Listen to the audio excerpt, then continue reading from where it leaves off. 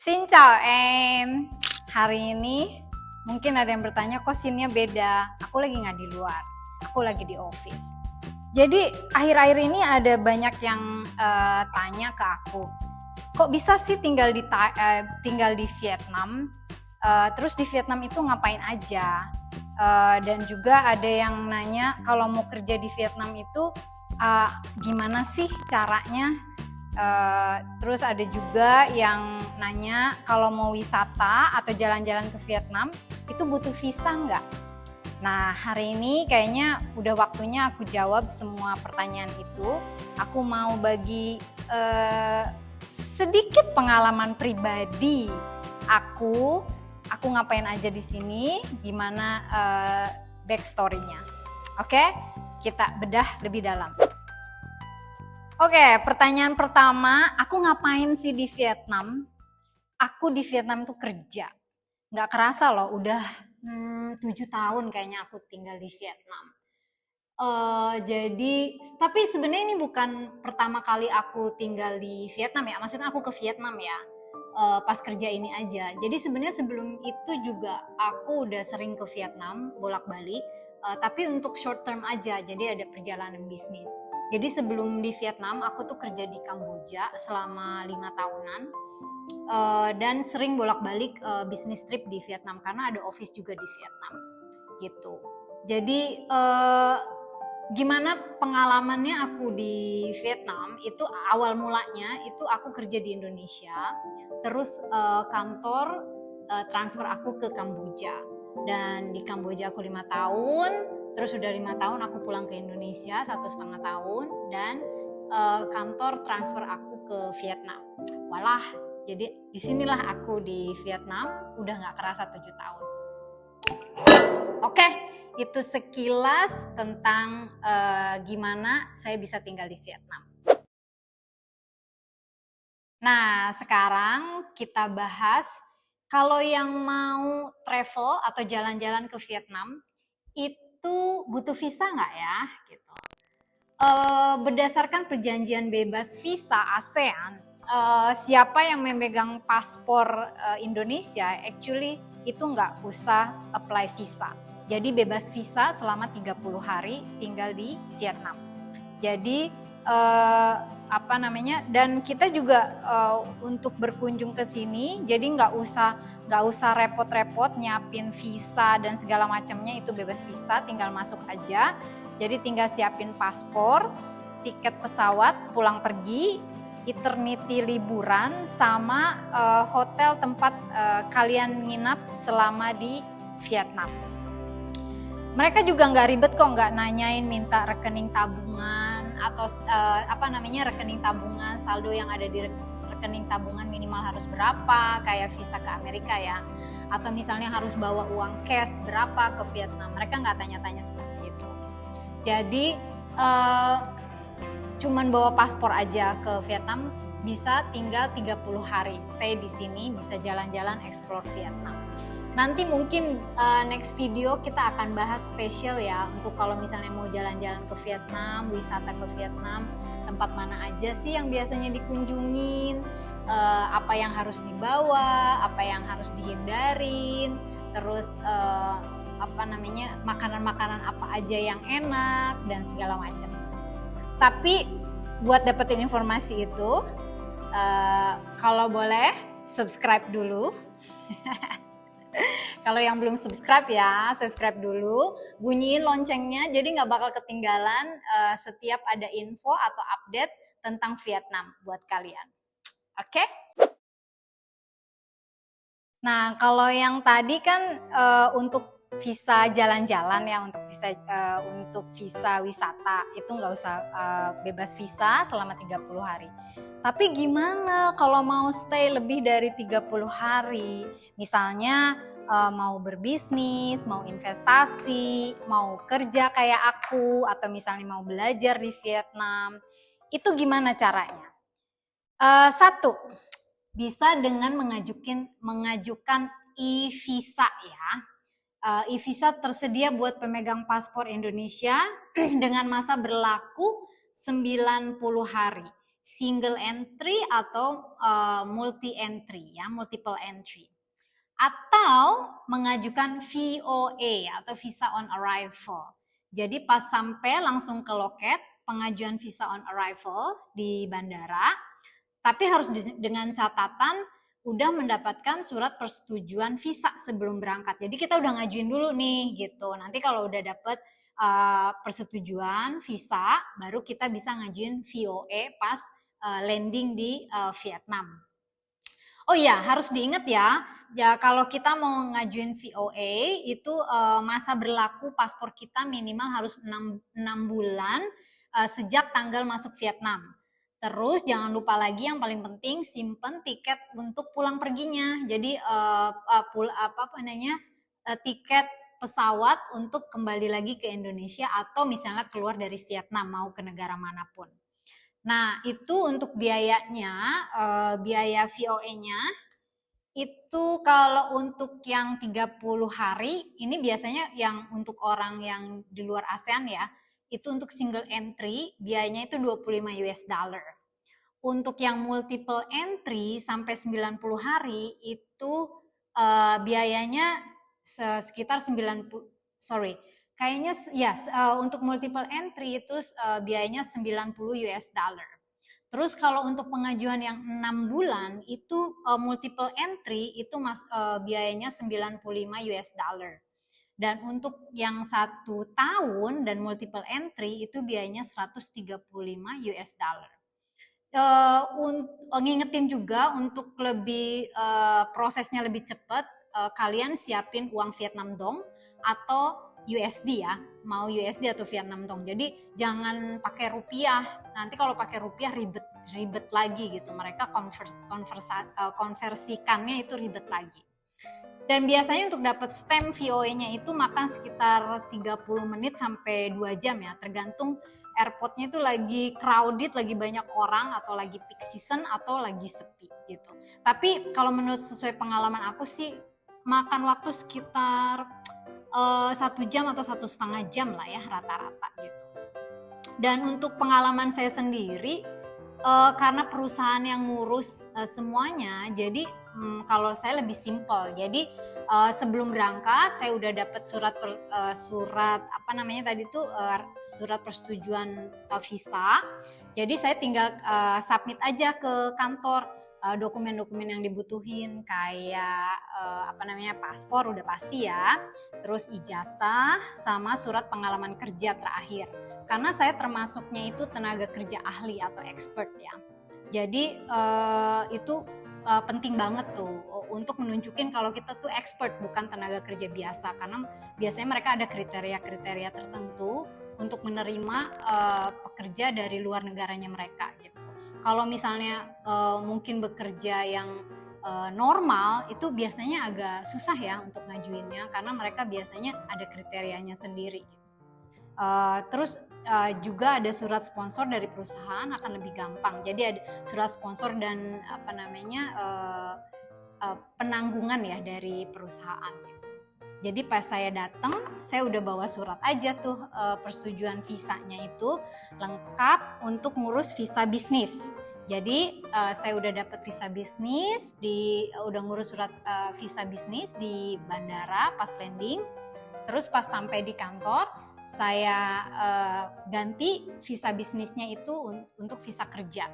Dan diproses udah gitu dapat visa kerja dan visa tinggal dan juga dapat resident card ya gitu. Terus untuk pertanyaan selanjutnya, kalau misalnya mau jalan-jalan di Vietnam nih, explore Vietnam lebih dari 30 hari, itu gimana caranya? Kan kalau tadi kalau jalan-jalan aja bebas visa kan, gak usah ngurus visa. Tapi stay-nya mau lebih dari 30 hari, gimana tuh caranya? Bisa kok diurus di sini gitu, ngajuin perpanjangan visa lokal, nyari agen yang terpercaya, terus atau salah satunya itu adalah keluar dulu dari Vietnam, mungkin ke negara tetangganya kayak Kamboja atau Thailand, dan masuk lagi ke Vietnam gitu, oke? Nah, kan itu udah aku kasih tahu di spill gimana caranya masuk ke Vietnam atau tinggal di Vietnam, apa-apa aja yang harus dibutuhin kan. Nah, sekarang aku mau berbagi sedikit deh pengalaman aku kerja atau tinggal di Vietnam itu seperti apa. Nggak kerasa loh, udah 7 tahun aku tinggal di Vietnam ya. Sekarang sih udah ngerasanya Vietnam itu udah jadi rumah kedua aku. Tapi awal-awal tahun pertama sih jujur struggle banget tinggal di Vietnam. Udah gitu, belum lama sebelum 1 tahun aku tinggal di Vietnam, COVID melanda kan. Lumayan struggle karena satu bahasanya, kedua juga nggak punya temen kan di sini, nggak ada temen, nggak ada saudara. Jadi hidup itu cuman kerja ke kantor, pulang ke dormitory, kamar, kerja lagi, kamar lagi, kayak gitu aja bolak-balik. Tapi memang kerja juga karena sibuk kan setiap hari gitu. Struggle-nya lagi harus beradaptasi sama orang-orang yang di sini gitu, sama orang-orang baru, nggak kenal siapapun gitu.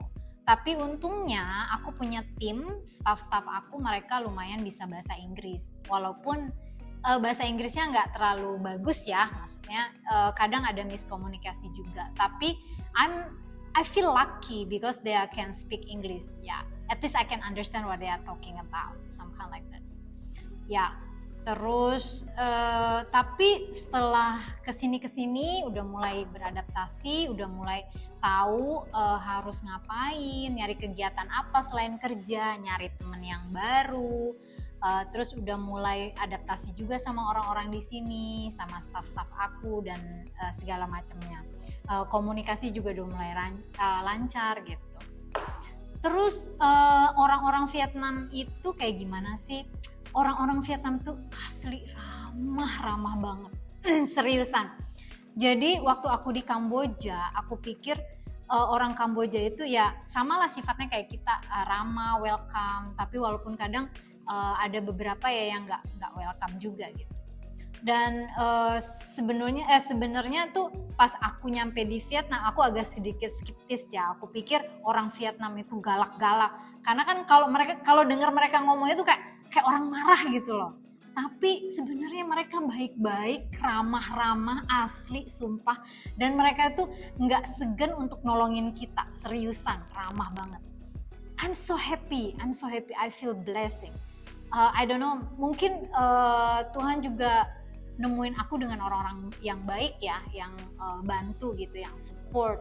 Dan mereka ramah-ramah banget, asli udah kayak keluarga.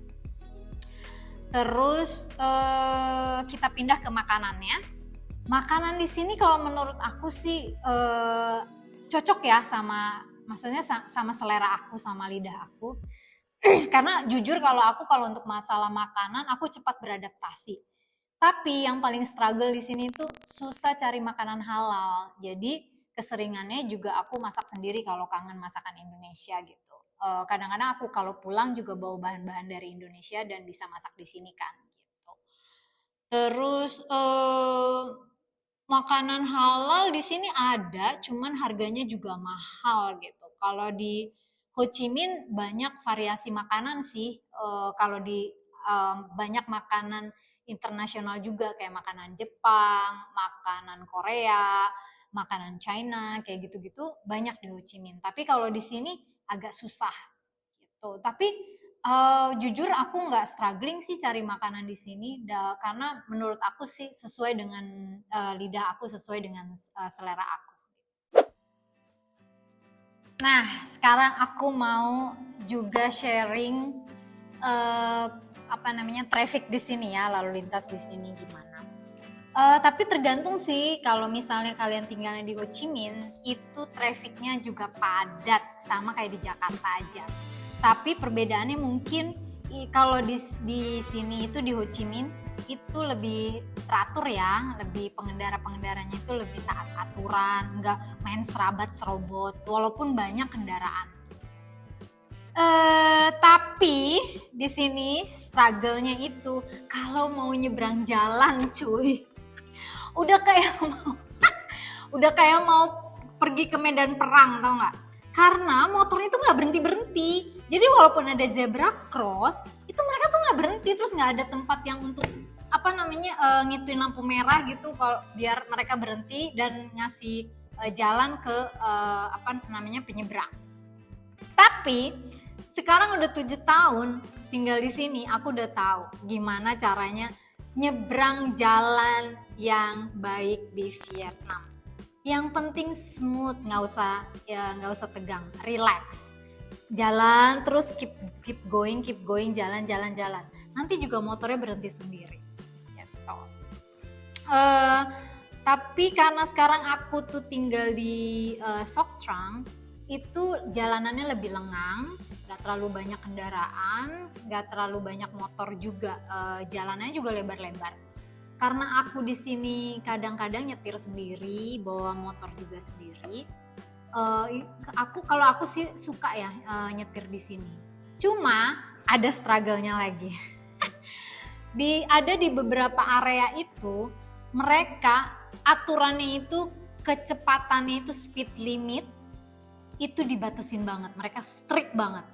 Nggak tahu kenapa Vietnam ini ya. Jadi ada di beberapa area itu cuman nggak boleh maksimal 40 km per jam. Jadi kalau nyetir itu capek kakinya nahanin, nggak boleh nginjek gas terlalu dalam, mastiin nggak boleh lebih dari 40 km per jam. Karena kalau ketangkep itu dendanya di sini gede banget. Jadi pengalaman pribadi aku pernah kena e-tilang ngelanggar lalu lintas. Mohon maaf, malu-maluin. Tapi aku mau sharing.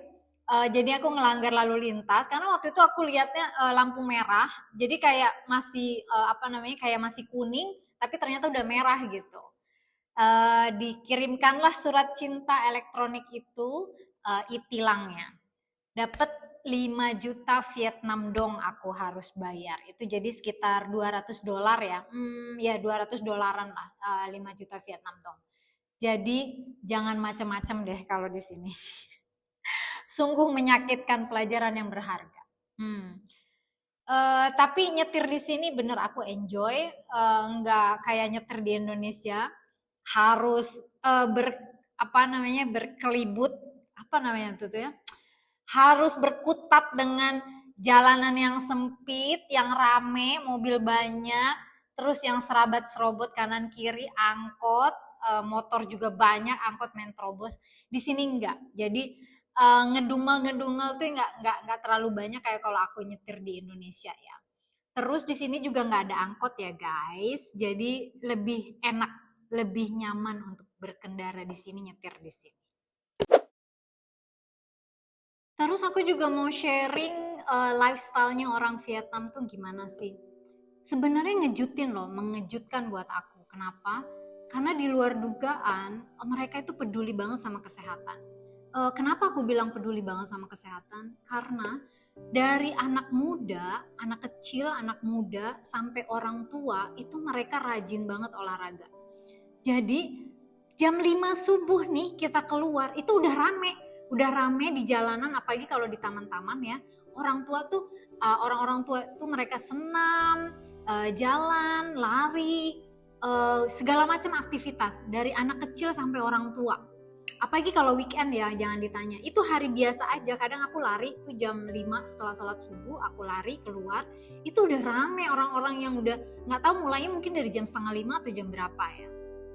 Terus kalau aku ke gym juga itu selalu rame, dipenuhin dengan mulai dari anak kecil. Aku sampai punya temen di gym itu anak kecil umur cuma 8 tahun atau 9 tahun itu udah mulai nge-gym, rajin banget. Sama anak-anak muda di sini juga mereka rajin banget nge-gym. Yang dimana aku jarang ya lihat, maksudnya di kita orang-orang tua itu keluar jalan kaki, olahraga, senam di tempat umum dan segala macamnya itu. Jadi mereka gaya hidupnya lumayan sehat. Dan kedua, makanan mereka juga di sini, kalau kalian ngikutin video-video aku tentang review makanan ya, rata-rata tuh mereka makanannya itu sayur-sayuran, daging-dagingan, sayur-sayur mentah gitu loh. Jadi makan apapun itu mereka selalu dilengkapin sama sayurannya, sayuran mentah. Jadi camilan-camilan mereka juga nggak kayak kita kebanyakan gorengan. Udah mulai sih sekarang udah mulai banyak gorengan ya di Vietnam, tapi nggak se-crazy kayak kita apa-apa digoreng gitu. Kalau mereka tuh makanan mereka tuh lumayan sehat-sehat, jenis makanan itu yang direbus, yang dikukus atau bahkan mentah sayurannya, kayak gitu kan. Dan juga banyak selain kedai-kedai kopi, mereka juga banyak kedai-kedai jus. Jadi asli jus gitu loh. Jadi gaya hidup mereka tuh lumayan sehat ya.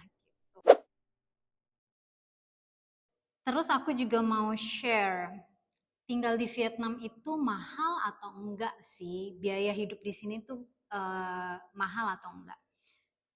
Balik lagi kayak tadi yang aku sebutin, tergantung kalian itu tinggalnya di mana.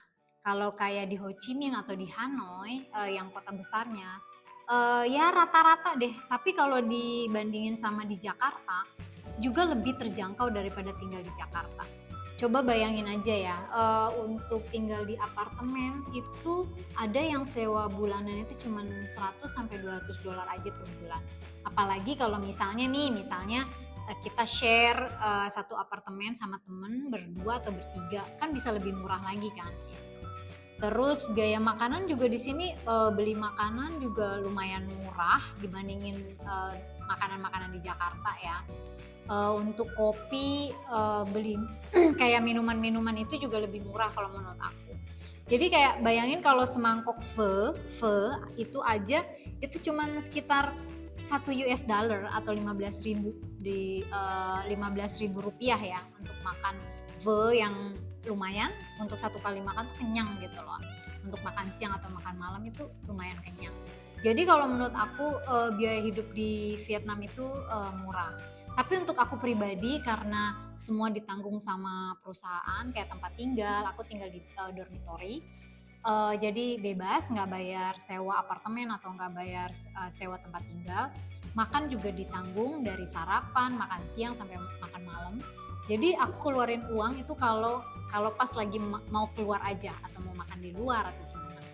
Kadang-kadang kita pergi, transportasi juga ditanggung sama perusahaan, disediain ya mobil atau sopir gitu.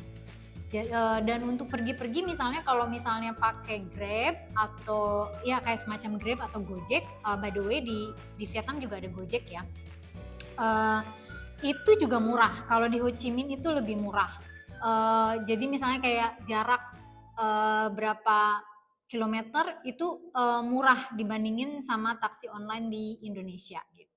Tapi anehnya kalau di Sok Trang di sini taksi online maupun taksi konvensional itu lebih mahal. Nggak tahu kenapa, mungkin karena agak jarang aja pemakainya gitu mungkin ya. Nah kalau ngomongin bahasanya, bahasa Vietnam itu susah nggak sih? Jujur, susah banget, oke? Banget. Mungkin bahasa Vietnam itu juga salah satu bahasa tersusah di dunia. Kenapa? Karena mereka ada tones-nya, ada 6 tones. Walaupun mungkin tulisannya ABC ya, tapi pelafalannya juga bukan ABC dan bukan ABCD kayak gitu. Nggak sama dengan Inggris gitu. Dan tone-nya itu yang lebih menyiksa. Jadi kalau ditanya, aku bisa nggak sih bahasa Vietnam? Untuk basic sih aku bisa ya, karena juga udah 7 tahun kan tinggal di sini. Tapi ya basic aja kayak Xin chào, cảm ơn, Kong sao, shushu. Ya semacam yang basic aja gitu. Untuk lebih manner kayak thank you kan, misalnya come on itu memang harus kita kuasain ya di semua bahasa yang untuk manner itu kita harus bisa basic-basicnya gitu. Jadi jangan mimpi deh kalian bisa bahasa Vietnam kalau cuma tinggal di sini 1 bulan atau 2 bulan, kecuali kalian jenius ya gitu. Jadi kebanyakan aku di sini komunikasinya pakai bahasa Inggris dan ada beberapa juga yang bahasa Mandarin karena kebanyakan orang Vietnam atau staf Vietnam itu yang kerja, kebanyakan mereka lebih bisa bahasa Mandarin daripada bahasa Inggris. I don't know why. Mungkin karena mereka tetanggaan kan sama China. Jadi banyak orang China ke sini dan mereka banyak belajar bahasa China. Oke, sekarang recap penutup. Kalau ditanya gimana sih perasaan aku tinggal di Vietnam? Jujur ya, setelah 7 tahun seperti yang tadi aku bilang, Vietnam itu udah jadi rumah kedua buat aku. Jadi bukan sekedar untuk nyari nafkah, tapi memang life aku juga di sini. Apalagi aku udah nemuin teman baru, kegiatan baru, aku lebih sering join running, event running juga di sini. Itu satu experience yang baru dan menarik buat aku. Orang-orangnya juga ramah, aku udah adaptasi sama mereka, sama kebudayaannya juga gitu. Jadi buat kalian yang mau nyoba di luar negeri, nyoba tinggal di luar negeri, bisa juga pertimbangin untuk tinggal di Vietnam. Kabur aja dulu kan. Jadi dan juga ada mungkin destinasi-destinasi menarik yang pengen aku kunjungin. Makanya stay tune terus di channel aku. Subscribe yang belum subscribe. Udah pastiin dapat terupdate, dapat berita terupdate dari aku, destinasi mana yang bakal aku kunjungin yang menarik, dan update-update berita dari Vietnam, makanannya atau budayanya atau segala macamnya. Oke? Thank you for watching. Thank you guys.